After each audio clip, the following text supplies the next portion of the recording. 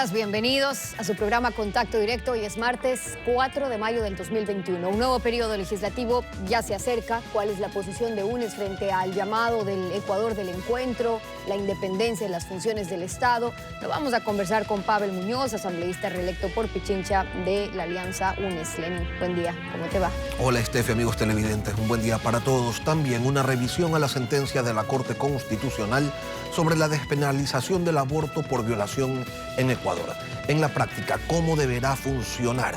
Más adelante la abogada María Paz Ávila, vocera de la Red de Mujeres Constitucionalistas. La actualidad, los protagonistas, el análisis y la información en Contacto Directo.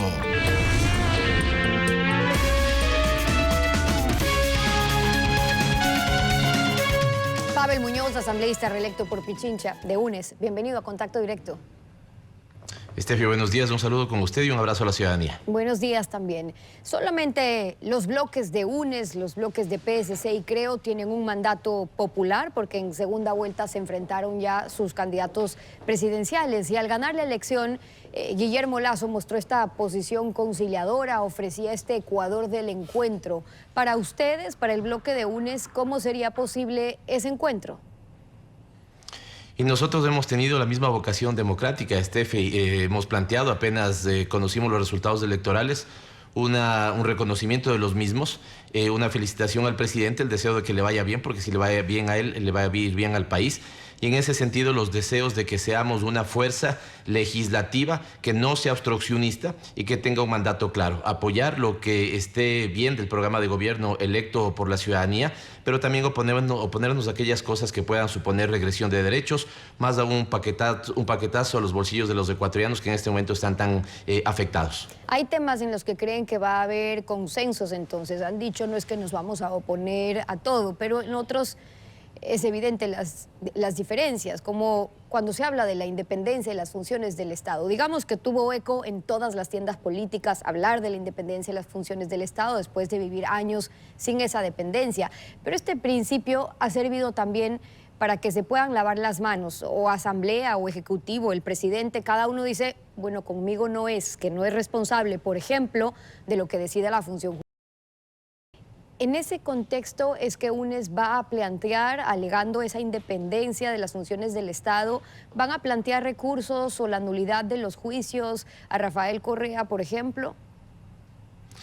Al contrario, yo diría que el tipo de elementos donde más discrepamos es en los económicos, los sociales, la forma de encarar el desarrollo del país. Pero en todo lo que tiene que ver con independencia de funciones, respeto al orden constituido, digamos la vigencia del Estado de Derecho, el respeto al debido proceso, ahí más bien entiendo que todos los que estamos a favor de la democracia estaremos de acuerdo. Y en ese sentido así lo hemos dicho nosotros. Nosotros no estamos planteando ninguna amnistía para, por ejemplo, Rafael Correa, porque creemos ciegamente en su inocencia. Cuando digo ciegamente es porque no se ha demostrado ninguna prueba contundente que haga que ese derecho se vulnere. Recuerde que su derecho, Stephanie, el mío y de toda la gente que nos ve, es mantener nuestra inocencia mientras no se demuestre lo contrario. Y aquí no ha habido pruebas contundentes que demuestren lo contrario. Por lo tanto, lo que sí nosotros planteamos es que el presidente electo tiene una gran oportunidad de administrar el país y de dejar a un lado y sepultar efectivamente la persecución política, que en estos 4 años ha sido, digamos, atroz, ha sido de terror. Y en ese sentido creemos que los temas de la justicia tienen que estar en la justicia, pero con una justicia proba independiente, que cuando pueda revisar esos casos se dará cuenta de que no pueden sostenerse. ¿Cómo sostener? Como prueba madre, digamos, de un cuaderno que fue escrito tiempo después, cómo sostener como elementos del proceso que se hable de un entramado de coimas y no se le ponga a la empresa coimadora. Yo creo que esto, con una justicia independiente, no se sostendrá. Allí reposa justamente las diferencias de si como está actuando la justicia responde a la independencia de esas manos de justicia o el haberle metido la mano en la justicia. En la función judicial se mantiene, por ejemplo, esa enmienda constitucional que introdujo el expresidente Correa con la metida de mano a la justicia, como la llamó, la integración, por ejemplo, del Consejo de la Judicatura. Si hoy sostienen que la justicia está siendo usada para perseguirlos, porque por eso hablan, desde UNES me refiero, o el expresidente, del lawfare, de esta guerra jurídica que alegan, ¿sería reconocer que se politizó, por ejemplo, al Consejo de la Judicatura, a la misma justicia? ¿Siempre estuvo o solo cambiaron los dueños del control remoto de la justicia? Sería terrible, digamos, reconocer cualquiera de esos elementos, pero lo que sí debemos decir, Steffi, es que este es un problema estructural del Estado ecuatoriano. Se hablaba en su momento de que las cortes tenían dueños, se hablaba en otro momento, ¿no es cierto?, de que un partido político manejaba siempre los elementos de la justicia, y la consulta popular a lo que usted refiere más bien planteó que los ciudadanos se pronuncien y digan, no, la justicia tiene que ser independiente. Si sobre eso ha habido un funcionamiento, digamos, inadecuado, lo que debemos es mantener el principio fundamental de la independencia de la justicia y corregir ese funcionamiento. Creo que para eso es la propia justicia la que debe empezar un proceso de autodepuración. La justicia no está ni en el manejo del Ejecutivo ni en las leyes que pueda generar el Legislativo. Estas leyes sí podrían ayudar en alguna medida, pero un proceso de autodepuración de cara con la ciudadanía o de cara a la ciudadanía sería fundamental de los temas de justicia. Hay que reconocer, yo vengo del mundo de las ciencias sociales y lastimosamente es un problema estructural, muchas veces no solo en el Ecuador, sino en América Latina. Lo que sí ha pasado en los últimos 6 años, al menos en la realidad latinoamericana, es una utilización vergonzosa de la justicia para callar a las voces opositoras. Fíjese lo que está pasando en Brasil. En Brasil me parece que es un caso calcado al de Ecuador. Se buscó la proscripción política de Lula da Silva, se le puso una orden de prisión para impedirle ser candidato, y hoy, cuando la justicia ha podido revisar esos casos, quien está contra las cuerdas, ¿no es cierto?, más bien son los fiscales que acusaron a Lula. Y Lula, en este momento, el expresidente, ¿no es cierto?, goza de su libertad. Es una de las cartas duras para las próximas elecciones en Brasil. Y poniendo ese ejemplo de Brasil... Esto creo que va a pasar también en el Ecuador. Eso le iba a preguntar. Eso es lo que aspirarían que pase también en Ecuador. Y le pregunto porque si UNES considera que un expresidente o un ex vicepresidente, ministros, 18, que han sido sentenciados por la justicia en el caso de sobornos, es decir, por pagos, por coimas a cambio de contratos, con facturas, si creen que no pasó, que ellos son inocentes, en este tiempo... teniendo UNES una presencia importante, por cierto, en la Asamblea, es difícil creer que no van a aspirar a esa reorganización, a esa autodepuración que usted dice también de la función judicial. Le pregunto mejor, ¿eso debería comprender qué? ¿La Corte Nacional, la Corte Constitucional? Creo que también hay que apoyarse en los estamentos internacionales, Steffi. El problema no es lo que yo crea, lo que usted crea o lo que crea la persona que nos ve. El problema es que tengamos una confianza tal, los ciudadanos, en la justicia, que cuando hay un fallo sea acatado porque sabemos de la debida procedencia de ese fallo. Pero lastimosamente aquí lo que tuvimos es una vulneración del debido proceso que se muestra, por ejemplo, en la casación más rápida de la historia mundial, seguramente, el proceso de casación más rápido de la historia mundial, un proceso donde, insisto, las pruebas son de esta calidad, ¿no es cierto? Un cuaderno que es escrito mucho tiempo después con unas cuentas cuadradas al centavo. ¿Esto es creíble, Steffi? Digamos, insisto, lo mismo pasó. El caso exactamente del cuaderno pasó en Argentina. Ahí no se logró sostener, digamos, esa prueba. Exactamente lo mismo pasó en Brasil, exactamente lo mismo pasó en Bolivia. Sí creo yo, Steffi, que aquí estamos en los últimos 6 años frente a una estrategia que lastimosamente es de alcance regional de utilizar a la justicia de manera politizada para el enfrentamiento a los adversarios políticos. E insisto, esto ha pasado en todos los países latinoamericanos. Yo lo que anhelo para el Ecuador, Colombia, Venezuela, cualquier otro, es que prime la justicia, y para eso, insisto, el proceso de autodepuración de la propia justicia, ojalá apoyado en fallos internacionales, es lo que le podría hacer bien al país en este momento. ¿Cómo creen que se lo debería hacer? En esa pregunta sí pesa cuál es su opinión, siendo UNES un bloque muy importante en la Asamblea y reconociendo abiertamente cuáles son las aspiraciones que tienen ustedes como bloque. Por ejemplo, en la función de control, aún permanece ese Consejo de Participación Ciudadana y Control Social, pese a que casi todas las tiendas políticas han declarado que debería desaparecer, pero luego no hacen mayores pasos para lograr eso. Ese consejo permitió que se puedan captar otras funciones de control y también de justicia. Eliminar el Consejo de Participación o ir por esa reorganización, que finalmente puede ser lo que están buscando, una reorganización de la función judicial, ¿no se corre nuevamente ese riesgo de querer captar entonces o volverle a meter las manos a la justicia? Varias cosas debería comentar en la respuesta.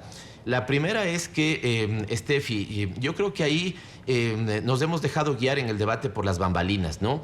Cuando usted señala, y me estoy refiriendo nada más al concepto y al ordenamiento institucional, cuando usted señala, me refiero a la ciudadanía ecuatoriana, críticas a la forma de selección de las autoridades de control por lo supuestamente manipulado que fue ese Consejo de Participación Ciudadana, yo preguntaría cuál fue la verdadera manipulación, si la que dicen haberse dado en los 10 años de la Revolución Ciudadana o la del Trujillato, que ya vemos todos los resultados perversos que ha tenido.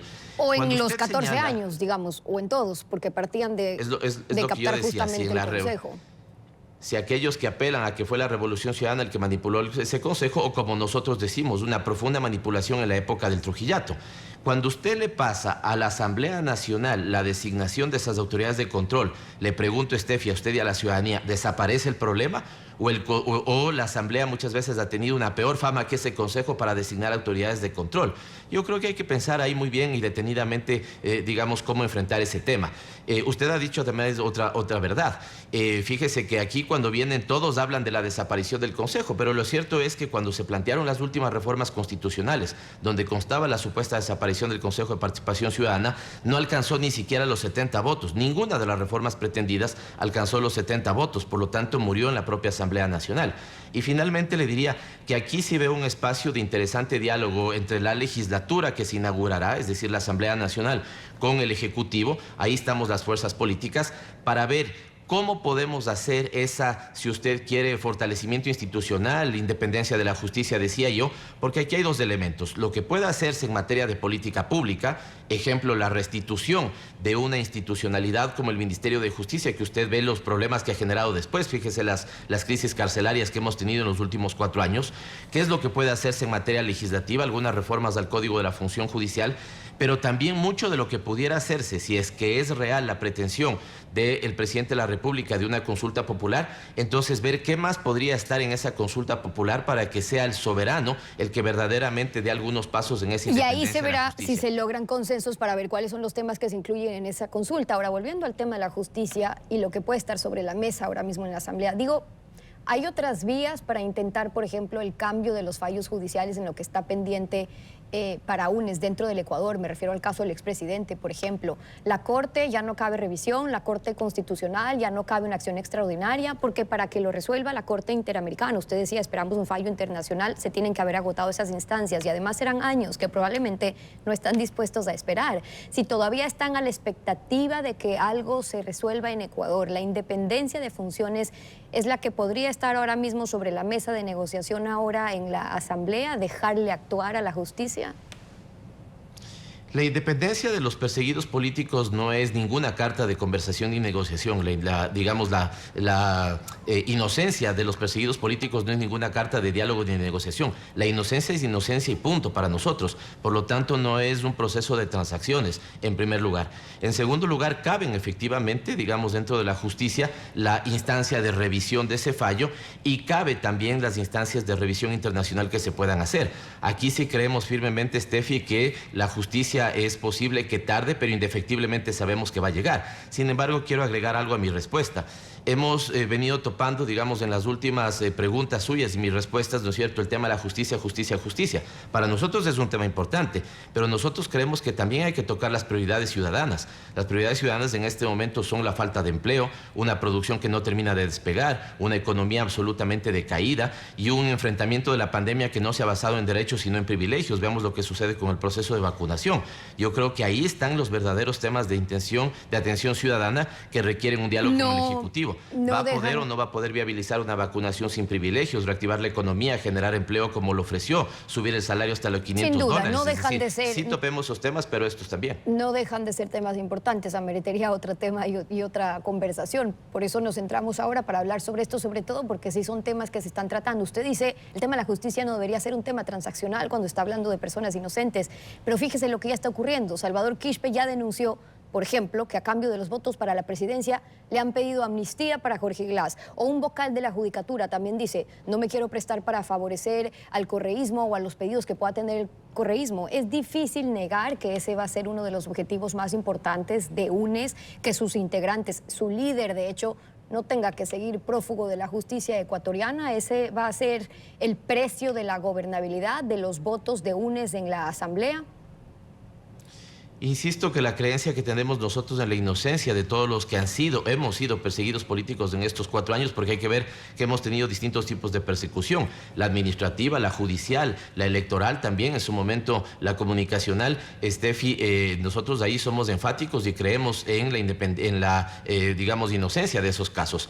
Pero cuando usted me señala el tema del asambleísta Salvador Quispe, el asambleísta electo, él debería hacerse caso de esa denuncia. De nuestra parte, en lo absoluto, al menos yo estoy en este momento, junto con la compañera Sofía Espín, encargado de los diálogos políticos. Nunca he conversado, salvo en un encuentro que tuve en algún desayuno donde nos sentamos al lado y saludamos cordialmente. Nunca he topado, al menos yo, un tema con Salvador Quispe. He venido conversando con Pachacuti, con las instancias oficiales que ellos también han dado, y esas supuestas denuncias donde dicen me dijeron esto, pero nunca hay la persona que le dijo para poder preguntarle a esa persona cómo le dijo, qué le dijo, cuál exactamente fue el contenido de lo que le ha dicho. Me parece que se quedan más en rumores que en supuestas, digamos, entre comillas, denuncias que se sustenten. Yo le diría al asambleísta que ahí diga cómo, cuándo le dijeron, en qué circunstancias, para entender el contexto, porque es altamente probable que, le digo, nosotros hemos oficializado a 2 personas para los diálogos. Es la asambleísta electa Sofía Espín, soy yo también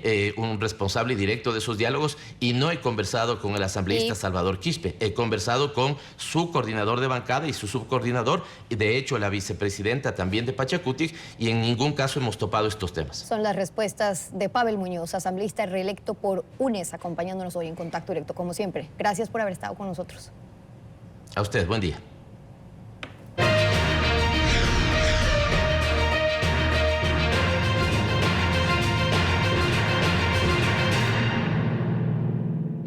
Vamos con otros temas. En el comercio internacional se aplica el trato especial, el trato diferenciado para las naciones de menor desarrollo, y esto ha permitido multiplicar los tratados de libre comercio, teniendo en cuenta ventajas para los países en desarrollo también. En Ecuador debería haber un tratado, o un trato más bien, diferenciado en subsidios o en impuestos para los más pobres. Alfredo, buenos días. ¿Cómo te va? Buen día, Steffi. Buenos días a todos. Se aplica en diversas actividades. Por ejemplo, en área social hay subsidios para extrema pobreza. Así lo recomendó Banco Mundial hace más de 20 años y algunos países lo adoptaron, porque también sirve como herramienta política. Aquí existe desde Mahuat. Este es un subsidio que nadie discute, ni el FMI. Ecuador usa trato en impuesto a la renta con una base impositiva para ricos y otra para pobres. Nuevo gobierno plantea aumentar contribuyentes. Así, asalariados con bajos ingresos pagarán impuestos. Lo equitativo, para no convertirlo en impuesto al ingreso, es proteger a los bajos ingresos con descuentos de que gozan compañías o personas jurídicas. Entre tanto, en el impuesto de mayor recaudación, el IVA, hay tarifa única de 12% para ricos y pobres, cuando Chile, Uruguay y Colombia tienen IVA diferenciado, unas más altas para ricos y otras más bajas para pobres. Porque hay bienes que solo consumen los ricos, como carros de lujo y ropa fina. Pero en Ecuador no hay IVA diferenciado entre un Mercedes y un escarabajo, cuando Europa no tiene diferenciado en 4 tarifas y no hay ICE que se suma. Si se suprimen ISD y bajan aranceles para estimular producción, es lógico que pague más el consumo de los ricos. En el Ecuador del encuentro debemos tener régimen diferenciado para impuestos y agendas provinciales en mayorías móviles de política nacional. Vamos con eso a una pausa y al regresar, el aborto por violación en Ecuador, la sentencia de la Corte Constitucional y cómo será su aplicación. Lo conversamos con María Paz Ávila, vocera de la Red de Mujeres Constitucionalistas. Ya regresamos con ella. No se vaya.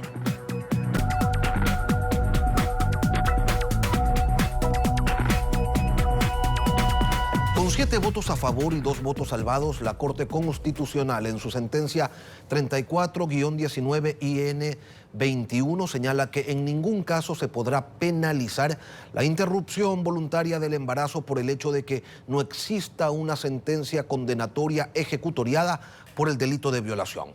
Esto consta en el documento de 101 páginas que declara la inconstitucionalidad del numeral segundo del artículo 150 del Código Orgánico Integral Penal. Así, el aborto quedó despenalizado en el caso de violación en el Ecuador y hoy nos acompaña la abogada María Paz Ávila Ordóñez, con maestrías en teoría legal y derecho constitucional, un diplomado en derechos humanos y candidata a un PhD en ciencias políticas. Abogada, buenos días, bienvenida a Contacto Directo. Buenos días, Lenin. Muchas gracias por el espacio. Hay algunas preguntas que quedan en el ambiente y que no han sido resueltas por la Corte Constitucional. Usted, sin duda, podrá darnos luces sobre ellas. Si no es necesaria una sentencia que determine el cometimiento del delito de violación, ya que, según la Corte Constitucional, bastaría con una denuncia penal, con un examen médico o incluso con una declaración juramentada para acceder a ese procedimiento, le pregunto, ¿se estaría acreditando la existencia de un delito por fuera de un proceso judicial? La respuesta es no necesariamente. Y permítame dar un poquito de contexto. Lo que ha decidido la Corte en este caso es que si bien la Constitución protege la vida desde la concepción, también hay otros derechos que están en juego y que son muy importantes. Entre ellos los derechos que se garantizan en la Constitución en el artículo 66, que son la integridad física, psíquica, moral y sexual de las víctimas de violación sexual, así como libre desarrollo a su personalidad. Entonces, es así que la Corte garantiza de cierta forma un equilibrio entre estos distintos derechos y lo que dice es que se debe proteger también los derechos de las víctimas de violación sexual.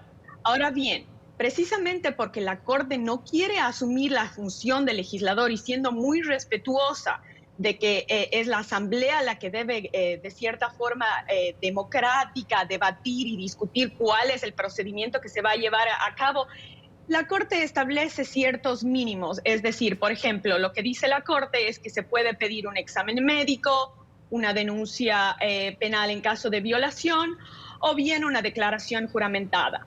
Ahora bien, lo que sí se puede hacer en este tipo de casos, pues la Corte ha dicho la sentencia tiene efecto desde que se expide. Entonces, la Asamblea tiene un cierto tiempo para debatir, pero hasta mientras lo que se podría hacer, por ejemplo, es utilizar el mismo procedimiento que se aplica para el caso de violación de mujeres con discapacidad mental, que hasta el momento ya es legal. Ahora, o incluso el caso de aborto terapéutico. Abogada, ¿hasta qué semana de gestación sería procedente interrumpir un embarazo sin violar el derecho a la vida? Pues bien, la Corte Constitucional no se ha pronunciado al respecto. Los derechos de la víctima de violación sexual no fenecen con el paso del tiempo. Una víctima de violación sexual y sus derechos deben ser protegidos durante todo el proceso de gestación. La Corte no hace referencia a ningún plazo. Generalmente este tipo de plazos se establecen en países en los que el aborto es voluntario y abierto. Pero en el caso de violación sexual no se establece este tipo de plazos. Por ejemplo, el aborto ya es legal para el caso de mujeres con discapacidad mental y la ley no ha establecido ningún tipo de plazos, así que creo que en este caso tampoco procedería. ¿Podría un médico de un hospital público negarse a practicar un aborto? Esta es una pregunta muy interesante y es uno de los riesgos que lleva consigo la decisión, ¿no es cierto?, el incumplimiento de esta decisión.